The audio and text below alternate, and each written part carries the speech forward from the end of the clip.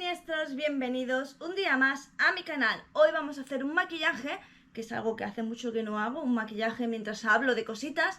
Y vamos a hablar de Mana Sama, que seguramente, aunque tú no sabes nada de este personaje, bueno, de esta persona o personaje, vamos a ver por qué, pero seguro que sabes que tiene que ver mucho que ver con el Visual Kei, con el Gothic Lolita, seguro que has escuchado algunas controversias de él y más o menos sabes un poquito de él. Sin lugar a dudas, yo considero que es un icono muy importante dentro del Gothic Lolita y del, digamos, J-Got, es decir, del movimiento gótico dentro de Japón. Sin nada más, mientras realizo un maquillaje, vamos a hablar de él. Guardamos oscuridad, en la noche nos guía, con historias paranormales, su voz es melodía, de psicología oscura, asesinos y demonios. Mana Sama nació el 19 de marzo en Hiroshima, Japón. Se le conoce como diseñador, músico, compositor, modelo, productor japonés, en fin, la verdad es que este hombre no para. Si por algo se le conoce a Mana Sama es porque es como muy teatral, ¿verdad? Siempre que pensamos en él, pensamos en un personaje bastante histriónico en cuanto a su forma de vestir, su forma de presentarse, la forma en la que tienen que contestar en ciertas entrevistas que ahora iremos viendo. Entonces la verdad que es un personaje bastante interesante. Dentro del Gothic Lolita es conocido como uno de los referentes precisamente por sus diseños en cuanto a sus vestidos, que ahora hablaremos también de la polémica que hay referente a eso. Y no solo dentro del Gothic Lolita, sino dentro del Visual Kei, digamos que se dice que es uno de los precursores precisamente del Visual Kei. Como decía en la intro, pues la verdad es que no solo del Visual Kei, sino del movimiento gótico japonés, es él como un referente. Aunque ya sabéis que el Visual Kei tiene bastantes componentes de diferentes cosas. Creo que hice un vídeo en su momento en mi antiguo canal, no sé si está subido en este, lo miraré.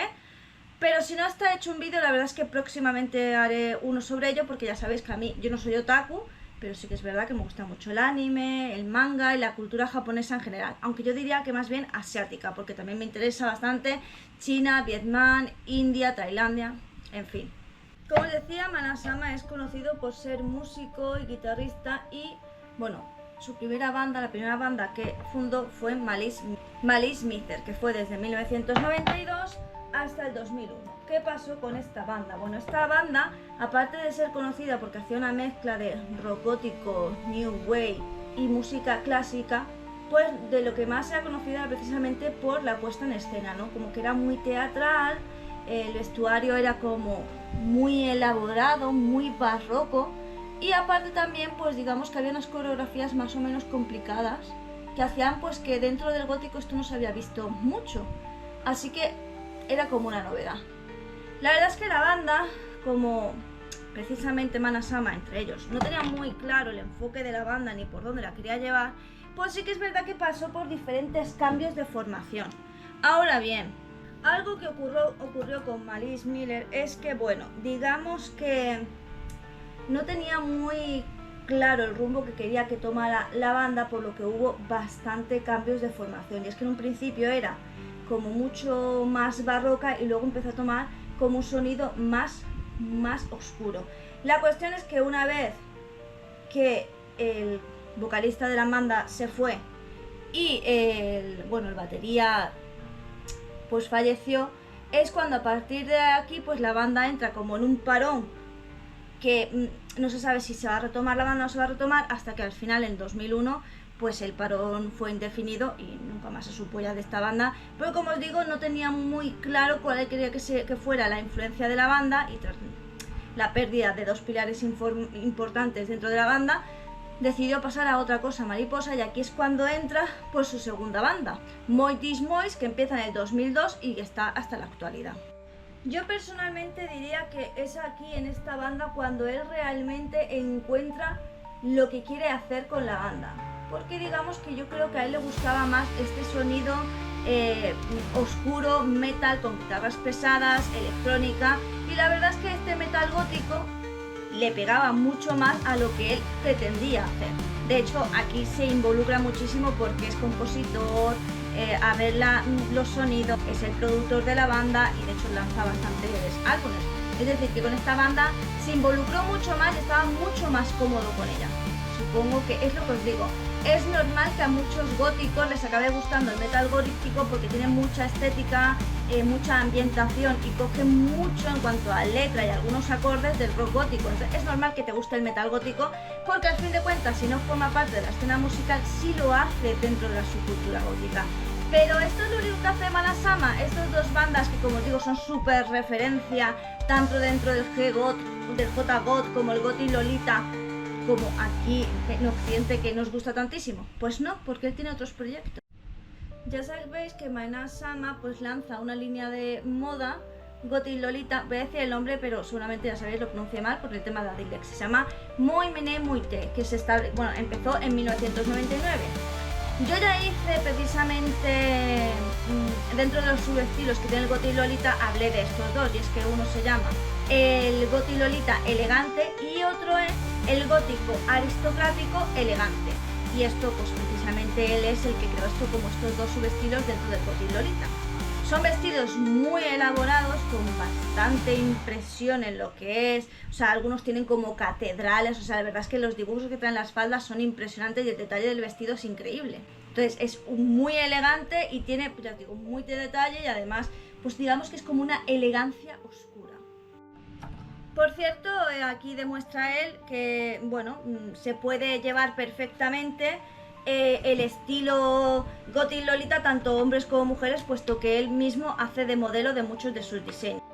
Como os decía, hay mucha gente, sobre todo los críticos, y sobre todo en Japón y más bien en Asia, que son una sociedad súper, mega, ultra conservadora, pues piensan que el hecho de que Manasama utilice vestimenta femenina, se maquille o no deje claro su género es como una estrategia para confundir a sus fans, y que por eso él nunca deja claro su género y viste de esa manera y en fin, yo lo veo esto, como os digo, totalmente absurdo. Yo creo que él sencillamente lleva la moda que le gusta y tampoco tiene que dejar claro absolutamente nada porque no es importante para su figura pública. Quiero decir, nos importa realmente el sexo que tenga Manasama, vamos a dejar de comprar sus vestidos, vamos a dejar de comprar las muñecas que hay inspiradas en él, sus accesorios, su música, algo. La verdad no, por lo tanto sí, es totalmente absurdo y esto es algo pues muy típico precisamente de esa sociedad japonesa que es súper mega conservadora, y eso que ni siquiera lo es tanto como la coreana. Y también me resulta curioso que realmente los periodistas o las personas en general piensen que es una forma de controversia que él hace. Yo no lo veo, es que no entiendo por qué va a ser controversia el que no quiera dejar claro su género o no quiera hablar del tema y tal. Y es que otra cosa que pasa con Manasama es que es una persona que nunca habla directamente con los medios, sino que se expresa a través de, digamos que a lo mejor si están con toda la banda y le hacen una pregunta a él le susurra la pregunta, la respuesta a otro miembro de la banda, o hace gestos o hace como señas, pero nunca llega a responder directamente. Dicen que esto es una forma de misticismo, de que quiere crear cierta, digamos, como cierta atención sobre él. Bueno, puede ser esto, que sea cierto, que él directamente quiera crear esta especie de controversia. Bueno, eso probablemente nos hace algo también, ¿no? Él directamente no concede, digamos, entrevistas a medios muy, bueno, pues que sean populares, sino que siempre lo hace con medios underground, ¿no? Y nadie le dice nada. Entonces yo creo que esto es algo parecido. También puede ser que sencillamente sea excéntrico, también puede ser que sea introvertido, o también sea que simplemente no le da la gana. No lo sé, pero ya sabéis que este tipo de cosas pues siempre como que se critican bastante. Pero de nuevo, para mí, personalmente, como este es mi vídeo, supongo que la gente que me pide los vídeos también quiere saber mi opinión, pues para mí realmente esto no es importante, no lo veo algo como es que, no sé, sencillamente pues es su forma actual, no le gusta directamente hablar con los medios, prefiere hacerlo de esta manera. Y sí que es verdad que pienso pues que cierto misticismo dentro de un personaje pues siempre ayuda porque crea mayor interés. Es que el morbo vende de toda la vida, esto es así. También algo que se suele decir, aunque no es una polémica del todo, pero sí se suele hablar si él tuvo mucho que ver en la disolución de la primera banda, Malice Mizer, porque sí que es verdad que varias veces excomponentes de la segunda banda, Mondis Mois, pues sí que se ha dicho que, bueno, que él tiene un carácter bastante difícil de tratar, por lo que puede ser que haga que muchos miembros se vayan directamente de la banda porque no aguantan este carácter autoritario de él, y entonces también se rumorea que precisamente por esto puede ser que la primera banda se disolviera. La cuestión es que como él nunca ha entrado en estas controversias ni ha dicho nada, pues se dice que alimenta más el morbo. No sé, yo es que yo de verdad, cuando la gente empieza a preocuparse mucho de las cosas privadas de una banda, pues tampoco lo entiendo mucho, porque al fin de cuentas te tendría que gustar solo el arte. Pero bueno, sí que es verdad que se nota que Mana-sama tiene que ser bastante controlador y que tiene un, digamos, carácter creativo que tiene que ser bastante imponente a la hora de machacar o de ser muy específico con lo que quiere en la banda. Cosa que sí es normal, pero para trabajar tiene que ser complicado. Otra cosa que se critica bastante de Mana-sama es que dicen que sí que es verdad que tiene que ver él mucho con la rotación del grupo, porque digamos que tiene falta de creatividad. De ahí las acusaciones también de plagio. Que dicen que bueno, que es como muy estricto, pero que tampoco tiene claras las ideas, pero que tiene falta de imaginación y este impulso que haría falta para sacar cosas nuevas, pero tampoco deja que nadie se meta en sus cosas. Entonces dice que esto es un problema a la hora de trabajar con él. Puede ser, ¿vale? También se comentó esto muchísimo precisamente de Tim Burton. No sé si en el vídeo que hice con él lo comenté, pero también se dice que Tim Burton es bastante tiquismiquis y que es complicadillo trabajar con él. Aunque luego siempre cuando sale una película, por ejemplo cuando salió la serie de miércoles o ahora que ha salido la 2 de Beetlejuice, pues como que es maravilloso trabajar con él, no sé qué, no sé cuántos, pero siempre hay pequeños rumores de que es complicado. Por mi experiencia con diferentes maquilladores más o menos relevantes que me han dado cursos a lo largo de mi vida, y llevo muchos años en el maquillaje, tengo que decir que cuanto más creativa es la persona, sí que es verdad que más rígida es en cuanto al tema de intentar darle sugerencias creativas. Como sea, yo espero que el vídeo te haya gustado, lo hayas disfrutado. Seguramente si eres seguidor de Mana-sama te han faltado datos, o estás conforme, no lo sé, pero seguramente todo esto tú ya lo conocías, pero si eres muy seguidor, sí, seguramente te hayan faltado datos en plan de Pero bueno, es un vídeo más o menos introductorio para que tú luego mismo vayas y averigües más cosas sobre este artista, básicamente porque es muy amplio y ya he hablado de él en otros vídeos, como os digo, el de Got y Lolita, el de Visual Kei, e incluso cuando he recomendado bandas dentro del J-Got, o sea que es un nombre que suele ser aquí recurrente en el canal. Con este look sencillo me voy a ir a dar una vuelta, aunque no sé si grabaré un vídeo con este look, sí sé que voy a grabar una serie de shorts, pero bueno, espero que el vídeo te haya gustado, lo hayas disfrutado. Recuerda que aquí nos vemos todos los días, sea en vídeo directo o short, o sea que si tú no me ves antes, realmente es porque tú no quieres.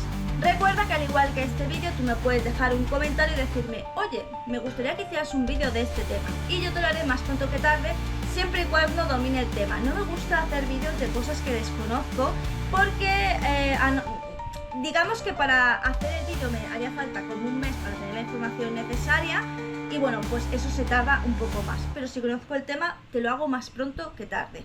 Recuerda que te puedes hacer miembro del canal a partir de 1,99, a mí me haces un gran favor, es una manera de que yo siga creando contenido aquí en YouTube, y bueno, tú vas a disfrutar de contenido exclusivo. No te vayas sin darme un me gusta, compartir y suscribirte. Y sin nada más que decirte, solo me queda decirte adiós. Damos Curité, en la noche nos guía, con historias paranormales, su voz es melodía, de psicología oscura, asesinos y demonios. Seguimos tus pasos entre libros y sinfonías.